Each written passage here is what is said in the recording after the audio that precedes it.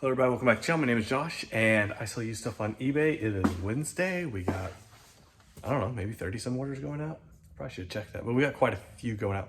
Also, I want to talk about returns today, what to do when you get a return, what I do at least, what I recommend you do.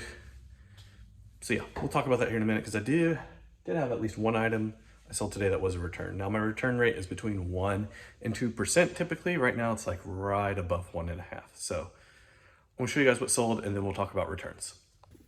Okay, so starting on the floor down here, we do have this HP LaserJet toner that went out. Also 178. This is Chuck Berry, Brown-Eyed Handsome Man. Not in the greatest shape here. I don't grade my records, but I do take good photos of them showing all the imperfections and everything like that. And then I offer free returns. Also one piece of Adobe software going out. Actually not sold, but I pulled this listing down because of the counterfeit claim I got. Not for Adobe, but for other stuff. And I don't want another counterfeit claim. This is not counterfeit, but Adobe likes to claim that everything's counterfeit. So I pulled that down. Yeah.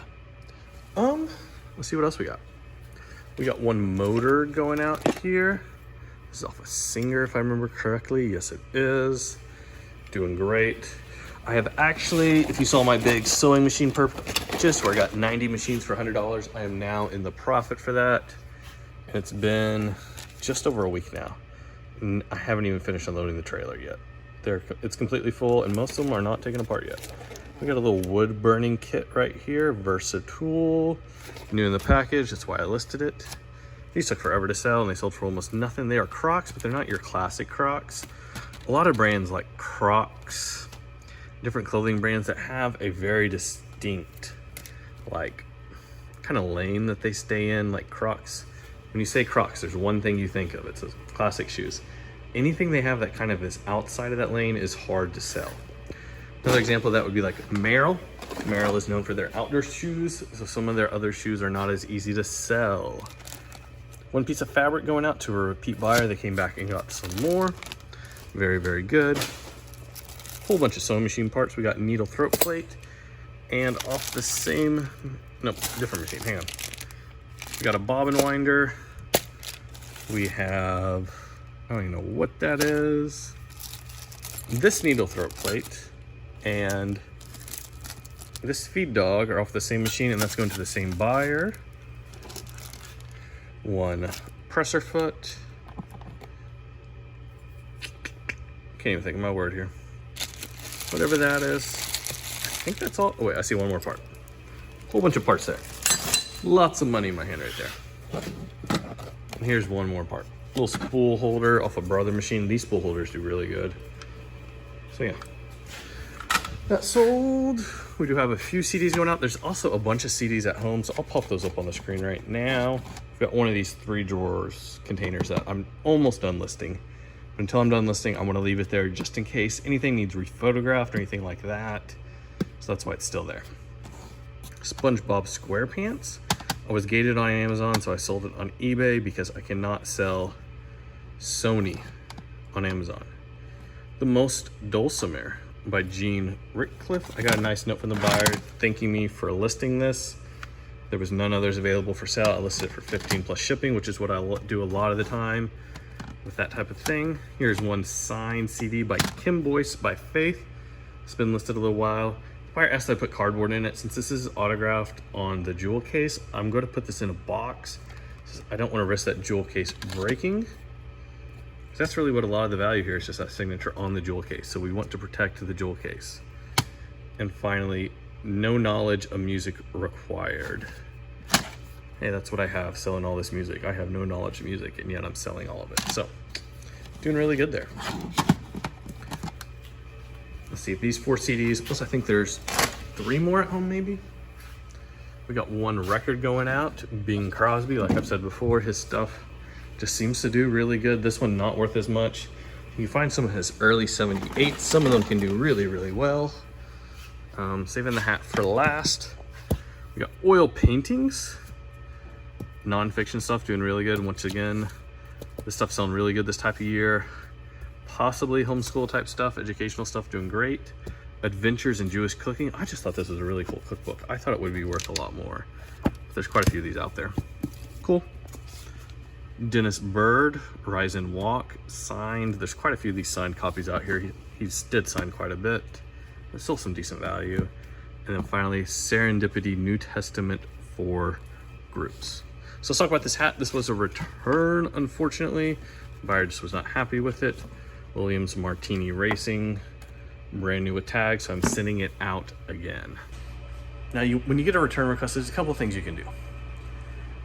Number one is you can try and fight it.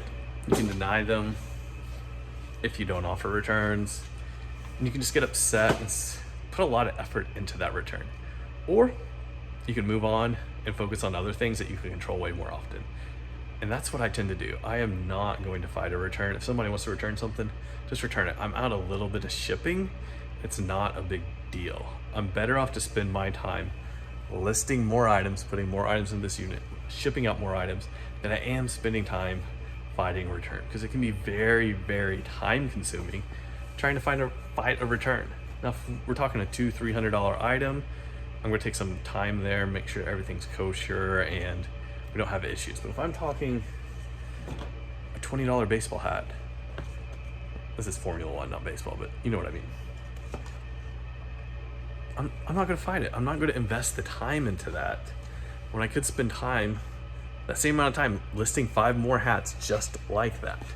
It's another part of the reason why I don't like dealing with the big dollar items quite as much, is because then you gotta fight the returns, and that's just a headache. It takes emotional strain to fight these types of things, and it takes a lot of time. Save your emotional strength for things that really matter, and don't waste your time. There's no reason for it. Spend that time that you would have spent fighting the return and go list 2 or 3 more items. So much better. But yeah, that's my thought on returns. Just accept them, make the buyers return the items. I almost never do a refund without it, unless it's something very obvious. If I ship a bunch of China out and they send me pictures of it broken in the box, you know what? I'm just gonna refund them. I'm not gonna make them return that. But if somebody doesn't like the hat because it's not as nice as they wanted it to be, maybe the top's a little bent in like this one is, but that's just the way it's made. There's a seam right there. Just return it. No big deal. We're gonna move on. I'm not gonna give you a partial refund or even a refund at all unless you return something like that. If I make a mistake, I will refund their original shipping. If I did not make a mistake, like here, they didn't like the seam on top, I'm not gonna refund their original shipping. That's how I handle returns. What do you do? Do you mess with returns? Put down in the comments. I wanna see what you guys think. I do have more stuff that's sold in the other storage units, so we're gonna go down there and take a look. Also, at the end of each video, I've been adding one thing where I ship something out. I'll show you something today. I don't know what I'm gonna show you what I ship, but we'll show you something. Lights out. So that means it's time to go to the other unit. Let's go. All right, so here on the ground, we got Lapidary Journal, however you pronounce that. I find these quite often around here. I sold this set of 14 for $45. It's always a good magazine to look out for. Do really good with it. One sealed cassette. This just sold. It was another unit. Ran down and grabbed it. $6 plus shipping. We got one more hat going out. Korean War 60th anniversary. I think this thing's like brand new. Yeah, I still got that cardboard in there. Very cool. One action figure from the big G.I. Joe buy last year. This is a Sunco guy, not G.I. Joe. So finally sold. Glad to slowly clear out the rest of that G.I. Joe. Don't remember what these are. A pair of jean shorts of some sort. They sold. This is like a Magellan fishing shirt. Once again, it's into summer, short sleeve stuff and shorts. I am accepting offers on because it's the last chance to sell it for a while. These I messed up on. These are like little grommets. I've sold a lot of these. Somehow my quantity was off by 1. The buyer bought 3. I only have 2 left.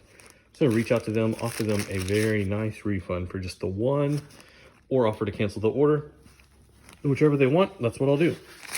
Only had 2 left instead of 3, so I'm gonna reach out to that buyer, see what they want to do. If they want to cancel, I will cancel because the buyer requested.